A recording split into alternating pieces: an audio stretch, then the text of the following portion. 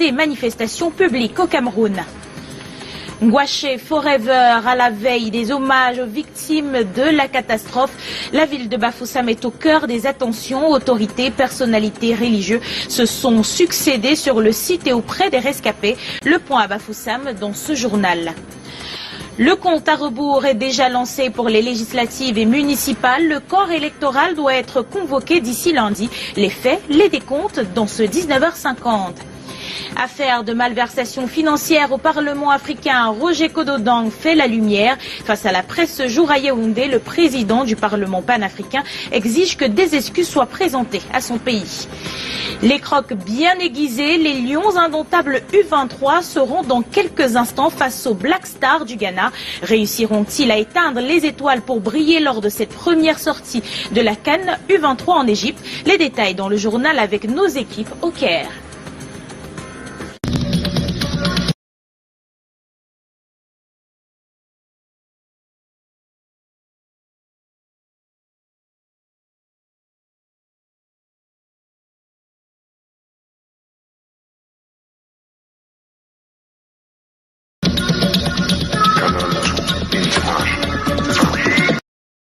Futso, évoquons le sens de ces décisions aux yeux des acteurs. Suivons plutôt.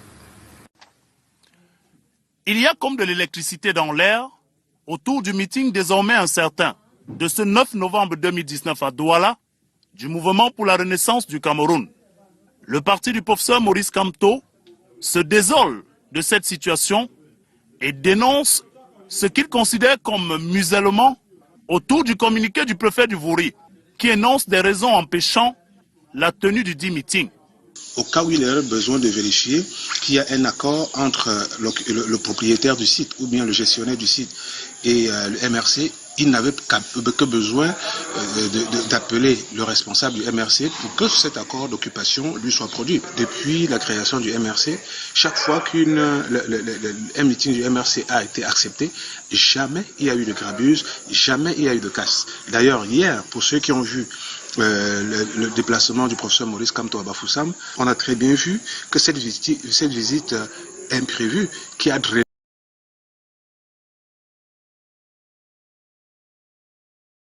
d'immenses foules n'a fait l'objet d'aucune exaction. On a enfin la décision, un communiqué radio de monsieur le préfet du Vouri qui vient adouber le sous-préfet de Douala 5e dans ce qu'il a dit. Un autre son de cloche se dégage paradoxalement chez d'autres professionnels du droit. Ici, on voit dans le communiqué du préfet un simple acte d'information totalement conforme au dispositif légal en vigueur. C'est ce qu'on appelle la police administrative ou la police préventive. C'est dans ce cadre que l'on peut situer le communiqué qui a été rendu public par monsieur le préfet du département du Vouri. Il me semble qu'il a des services spéciaux, il a des informations, il a des services rattachés qui lui donnent une série d'informations que le public n'a toujours pas. Aucun juge judiciaire n'est compétent pour examiner un acte d'une autorité administrative, sauf à une condition, qu'il s'agisse de ce qu'on appelle en droit une voie de fait. Une voie de fait est un acte d'une illégalité grave. De cette autre position juridico-judiciaire dans le champ de la gestion des libertés publiques, les acteurs politiques ne manquent pas de surchauffer l'atmosphère avec l'intention, d'une part, de bousculer les lignes et d'autre part, de préserver les acquis. Il faut préciser à votre suite, Patrick Christian Dobo, concernant cette interdiction du meeting du MRC, que l'un des motifs évoqués sur le plan juridique est, selon les informations, la pertinence des considérations tenant au risque de trouble à l'ordre public invoqué par l'autorité administrative. Allons à présent à Bafoussam. La ministre de la Recherche scientifique et de l'Innovation, Madeleine Tchinte, accompagnée d'une équipe de chercheurs et d'experts, souhaite apporter leur savoir-faire pour prévenir d'autres catastrophes. Descendus sur le terrain, de leur objectif, effectuer la cartographie des zones inconstructibles. Walter Bertrand et Joseph Choupeau nous en disent plus. C'est avec un cœur meurtri et une immense peine que Dr Madeleine Tchinte, ministre de la Recherche scientifique et de l'Innovation, a effectué une visite de compassion à Gouaché, théâtre des tristes événements, et ensuite chez les rescapés de l'hôpital régional, Enfin, au site de l'affaissement de la chaussée de l'évêché. Dans sa suite, de hauts cadres de son département ministériel, ainsi que des chercheurs et experts des instituts de recherche sous tutelle. Sur haute instruction du chef de l'État et sous la haute coordination de M. le Premier chef du gouvernement, après le drame de Ngouaché, on nous a dépêchés par vagues sur le terrain, chacun selon sa mission, pour venir d'abord apporter la compassion de M. le Président de la République aux populations sinistrées, et puis essayer, à ce qui me concerne, de donner une explication scientifique à une catastrophe naturelle. Parce que vous savez que dans notre région, très vite, des explications sont données par-ci et par-là. On voulait vous dire qu'il s'agit simplement d'un glissement de terrain qui est dû à des activités humaines anthropiques, des activités, des précipitations. C'est dû aussi aux populations qui sont venues installer dans une zone où il ne fallait pas s'installer. Ils vont apporter à la fois leur expertise et surtout leur savoir-faire scientifique et technologique, non seulement pour la compréhension du phénomène, mais aussi de ses conséquences ainsi que des mécanismes de prévention d'autres catastrophes futures. À Bafoussam, demain, c'est tout un hommage qui sera rendu aux victimes de la catastrophe de Ngouaché. La cérémonie sera présidée par le Premier ministre Joseph Diongouté. Ce jour, opérateur économique, chef d'entreprise du groupe social du 30, était au chevet des sinistrés. Écho de cette action de solidarité avec, une fois de plus, Walter Bertrand et Joseph Choupeau. L'élan spontané de compassion en faveur des victimes de l'effroyable drame de Ngouaché par Bamougoum s'intensifie. Dans le devoir de solidarité et de secours aux concitoyens dans l'épreuve, le groupe social du 30, constitué d'hommes d'affaires, chefs d'entreprise, originaires de l'Ouest, entre en action avec un don de 10 millions de francs CFA, plus 5 millions en denrées alimentaires et produits de première nécessité. Nous avons commencé cette matinée par le gouverneur, qui est le premier de la région, à qui nous avons présenté nos condoléances. Et ensuite, il était important pour nous de descendre sur le site de Ngouaché pour voir de nos yeux cette catastrophe, pour voir de nos yeux ce qui est arrivé à nos frères qui sont morts, pour témoigner de notre compassion à monsieur le maire qui est là, à la population qui est restée, au chef, notamment le chef de quartier qui est présent ici. Une première partie pour les besoins vitaux. Je précise qu'il s'agit d'une première phase de notre intervention. L'annonce de la prochaine phase sera faite quand on aura défini, qu'on aura évalué tous les besoins qui se posent. Et à ce moment, nous interviendrons. Merci. Juste après cette opération de soutien, une descente sur le site du drame pour partager la douleur des sinistrés. Ensuite, une visite des rescapés à l'hôpital régional. On reste dans le sillage des gestes de solidarité envers les personnes vulnérables. Et c'est avec vous depuis la capitale Yaoundé. Delphine Fonkou, bonsoir.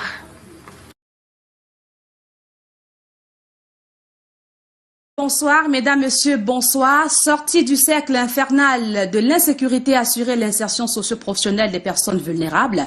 C'est tout le sens des chèques distribués ce jour à Yaoundé par le ministre des Affaires sociales à une soixantaine de personnes handicapées, albinos, autochtones et autres enfants de la rue de la capitale. D'autres précisions avec Janice Kamga et Bertrand Tassé. Les conseillers municipaux et les députés ont une prorogation de mandat qui court jusqu'au 29 décembre 2019. S'ils n'envisageaient pas une nouvelle prorogation, le président de la République devrait convoquer le corps électoral d'ici à lundi 11 novembre 2019. Si prorogation, il ajoutera 1 mois et demi aux conseillers municipaux à compter du 29 décembre. On le voit, les supputations vont bon train, le compte à rebours est lancé. Parce que les députés et les maires ont une prorogation de 2 mois qui s'achève le 29 décembre 2019. Et on a une session qui va commencer. Donc on peut penser que d'ici à là, le président ne manquera pas de convoquer le corps électoral. La session parlementaire de novembre 2019 comme enjeu majeur. Modifier la Constitution et rendre caduques les dispositions en la matière. Mais Paul Biya aime davantage le mois de mars. L'opposition politique, quant à elle, demande la révision du code électoral. Le chef de l'État a encore quelques heures, je n'allais pas dire quelques jours, devant lui. Et que je sache, le chef de l'État a toujours mis un point d'honneur à respecter la loi. Le nord-ouest et le sud-ouest nous parlent encore. Et vous l'avez corrigé de vous-même, il s'agissait d'un élément sur le compte à rebours en rapport avec les élections municipales et législatives. Toujours en politique, affaire de malversation financière au Parlement panafricain, Roger Nkododon dit que la presse camerounaise s'est trompée face aux hommes de médias ce vendredi à Yaoundé. Le président du Parlement panafricain a demandé que des excuses soient présentées au Cameroun. Le compte rendu avec Gislan Pierre et Sono et Luc Vendron une fois de plus. Peu ou mal aimé d'une certaine presse camerounaise, le Parlement panafricain a fait par le passé l'objet d'un traitement loin de toute vérité. Et il était temps que son président échange avec elle, après avoir été innocenté. De celui-ci, il ressort que le premier Africain camerounais de son État a été donc innocenté du moment où l'acte constitutif et le règlement intérieur font du seul secrétaire général le gestionnaire administratif et financier du troisième organe de l'Union africaine. Pire encore, chez nous, le secrétaire général a joué en même temps le rôle de l'ordonnateur, liquidateur et biaiteur. Seul Camerounais à ce niveau de responsabilité continentale, Roger Nkododon est aussi le seul président du Parlement panafricain à avoir empilé. Face à la presse, celui qui est arrivé dans la maison Parlement panafricain en 2004 tient à pardonner ceux qui se sont trompés de bonne foi, mais demande que des excuses soient présentées à son pays, le Cameroun. Et quand je les ai battus, avec un score qui frisait la honte, ils ont dit, s'il nous a battus, ça veut dire qu'il a pris l'argent des caisses du Parlement. Ce qui était un raisonnement simple et banal. Près de 90 minutes d'échange, au terme desquels les zones d'ombre ont été élucidées. Le Parlement panafricain est devenu une très belle dame à convoiter depuis qu'il est conduit par le Camerounais. Parlant économie, le comité de politique monétaire a tenu ce jour au siège de la Banque des États de l'Afrique centrale sa 3e réunion ordinaire de l'année. Une occasion qui a permis de passer en revue la situation économique et monétaire récente de la CEMAC ainsi que les perspectives à court terme. Face à la presse, le gouverneur de la BEAC, Abba Mahamatoli, signale que les indications sont au vert dans l'ensemble sur ces derniers mois et les perspectives prometteuses sur la fin d'année. Je vous propose une attitude en situation de Mahamatoli, propos recueillis par Serge Alanzibou. Je pense que notre situation aujourd'hui est bien meilleure que celle que nous avons connue en 2018. Le spectre de la dévaluation n'est plus d'actualité, ça c'est une évidence. Et la consolidation des finances publiques poursuit. Nous sommes par contre indiqués que globalement la croissance reste quand même faible, quand bien même sur la tendance, elle est nettement en évolution. Ce n'est pas suffisant, cette croissance, ce niveau de croissance, pour créer des emplois, absorber le chômage, diversifier nos institutions. Je pense qu'un des éléments de notre stratégie qui va mériter encore beaucoup plus d'efforts, c'est en particulier les réformes structurelles au niveau des États membres. Et ce sera le volet le plus important dans le cadre de la seconde phase de cette stratégie et cela va se maintenir. En santé, lutte contre le paludisme, l'application Smart Malaria Diagnostic en évaluation dans nos formations sanitaires. Cette technologie qui permet de dépister rapidement le palu est la nouvelle recrue du Centre Pasteur du Cameroun. L'institution qui s'apprête à célébrer son 60e anniversaire vient en outre de développer de nouveaux outils allant dans ce sens. Immersion dans les laboratoires du Centre Pasteur et découverte de ses prouesses avec le concours de Samuel Bonis. Les smartphones s'invitent dans les laboratoires du Centre Pasteur du Cameroun pour un diagnostic plus rapide du palu.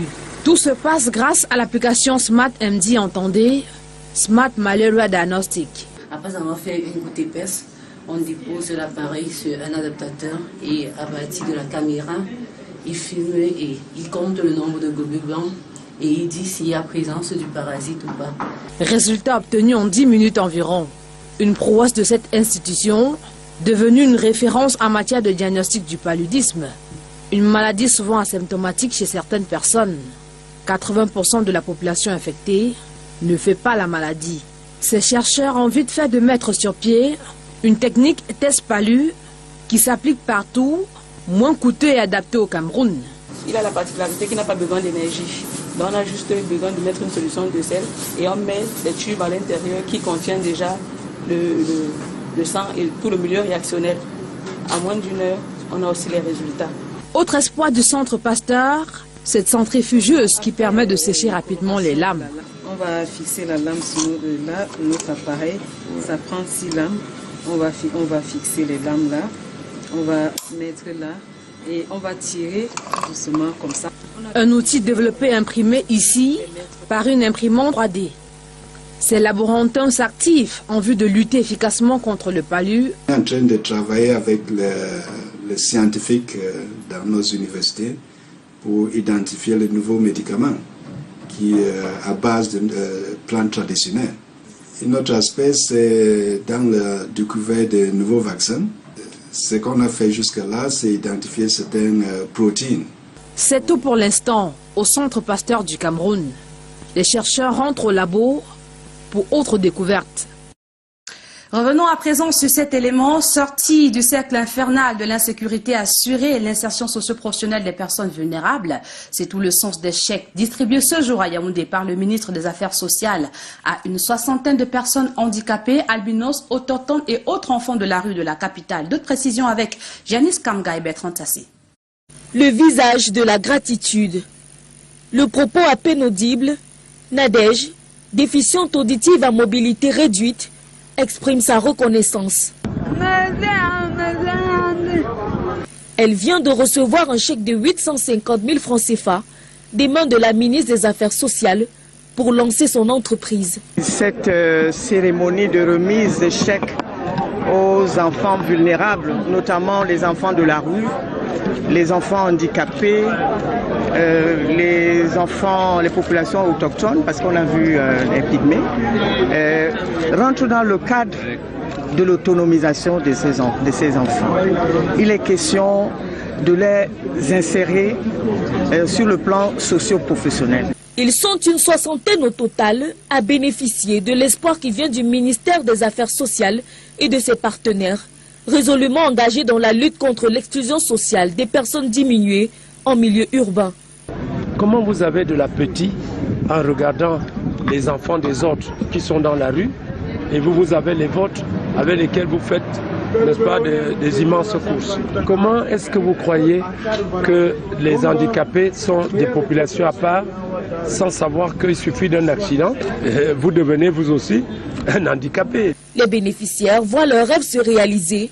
Business plan au bout des lèvres. Il y avait un projet où j'ai mis en place de faire une boucherie quelque part dans toute la ville. Le matériel comme le four, plat, les coups. Ces dotations résultent du programme d'appui à l'insertion professionnelle des personnes vulnérables. Celui-ci rentre dans le cadre d'une convention signée en 2006 avec le Fonds national de l'emploi. En culture, permettre aux jeunes Camerounais de réaliser leurs rêves d'acteurs, c'est l'objectif d'une série qui sera réalisée d'ici 2020 par Cindy Emadi et sa team, reçue en audience ce jour par le ministre des Affaires, des Arts et de la Culture. La meilleure actrice camerounaise au Canal d'Or 2019 et Alané Mengue ont sollicité le soutien financier du patron des Arts et de la Culture pour ce projet et son patronage pour la diffusion en avant-première du film intitulé Broken le 22 novembre prochain à Douala, Bercy. Pierre Ismaël Bidonkwat et ses hôtes ont également échangé sur la réunion des acteurs du cinéma en fédération. Au sorti des échanges, les deux acteurs se sont exprimés à la presse. Je vous propose de les écouter dans ces extraits. La toute première façon qu'on pense qu'on peut parler à la nation en tant que la paix, c'est avec notre cinéma. Alors nous proposons une série qui va non seulement apporter des meilleurs des acteurs anglophones et les meilleurs des acteurs francophones sur une même plateforme dans une série, mais qui va donner l'opportunité aux jeunes qui n'ont jamais été exposés, mais qui ont un immense talent pour être sur la télé, devenir des stars de demain et aussi pour passer un message dans lequel eux tous seront contents, qui est la paix. Et on a commencé de travailler pour faire une série entre les francophones et les anglophones. pour faire les faces. I keep talking about faces. Pour faire les stars, parce que le problème avec notre industrie de cinéma, c'est qu'on n'a pas beaucoup de faces. Peut-être je suis un star, mais il y a beaucoup de talents ailleurs qu'on n'a pas déjà utilisés. Maintenant, on voulait que le ministre de la Culture ou le ministère de la Culture investisse un peu sur les séries, que ça peut passer dans tous les pays camerounais et même ailleurs, qu'on montre les faces pour faire les stars.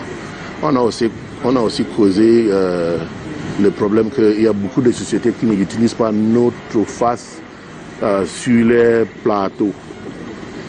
Et on prend les gens dehors pour mettre comme les ambassadeurs ici au Cameroun, les produits.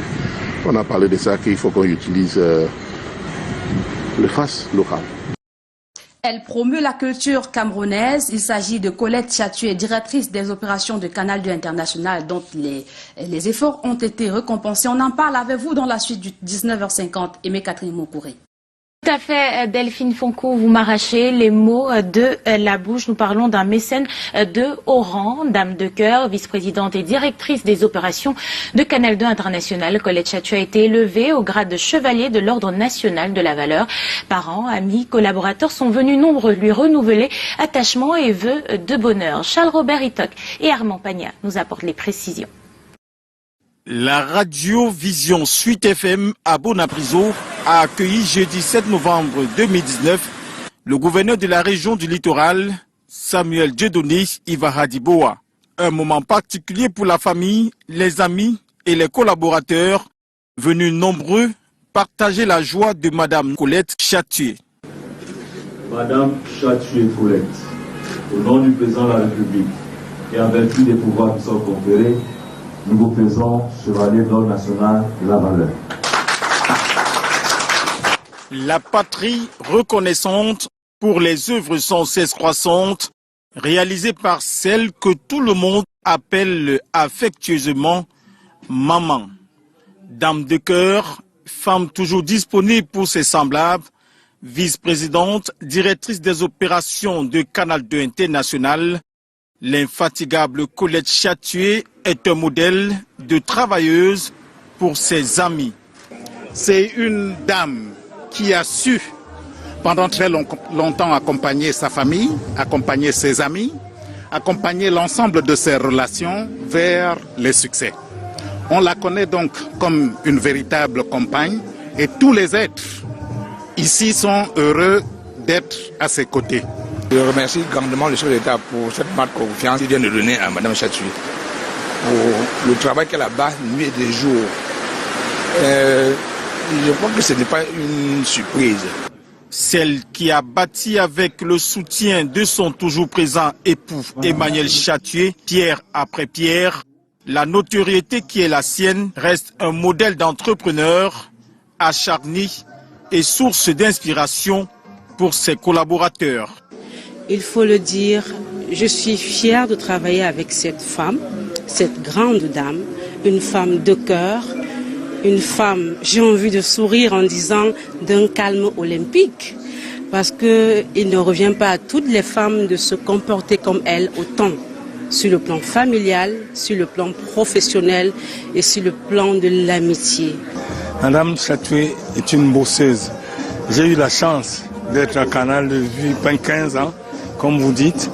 Je l'ai connue parce que je l'ai vu travailler. C'est une femme très entreprenante qui fait beaucoup d'actions en silence, comme toutes les grandes âmes, et que la République puisse le voir et le reconnaître, ça met le mérite vraiment au premier plan.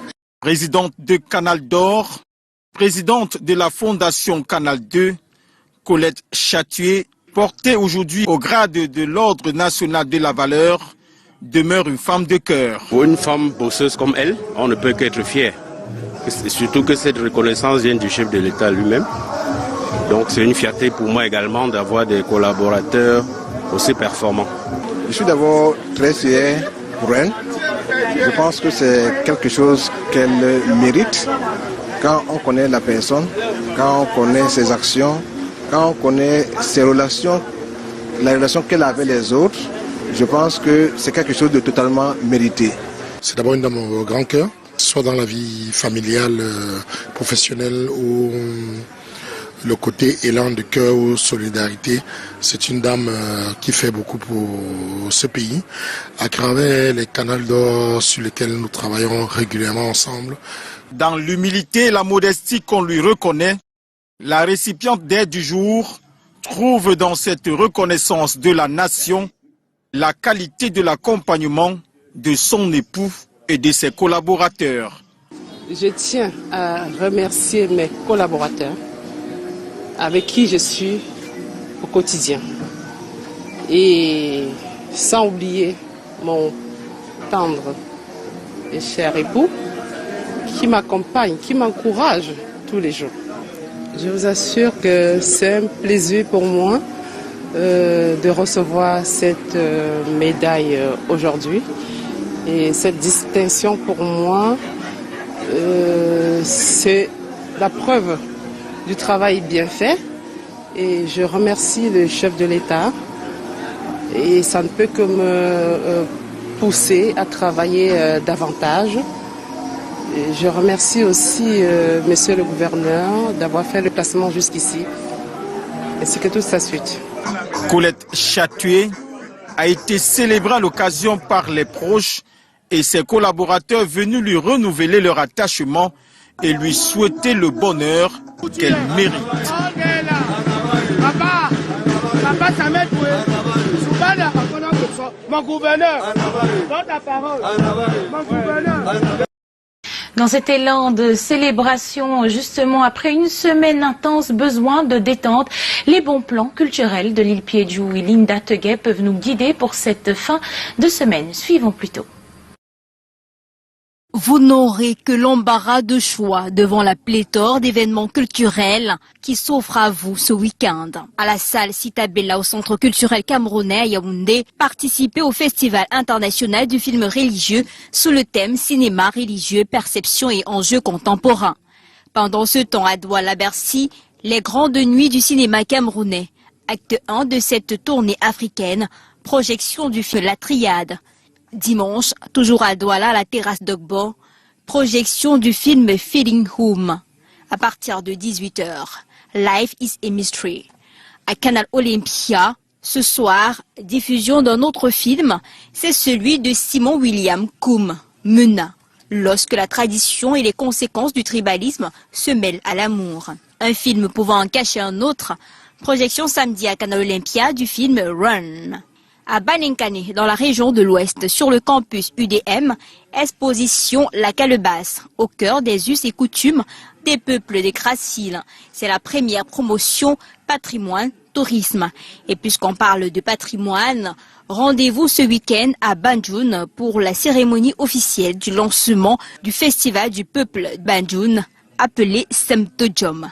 Novembre, c'est le mois du stand-up avec 11 femmes humoristes venues de 9 pays d'Afrique.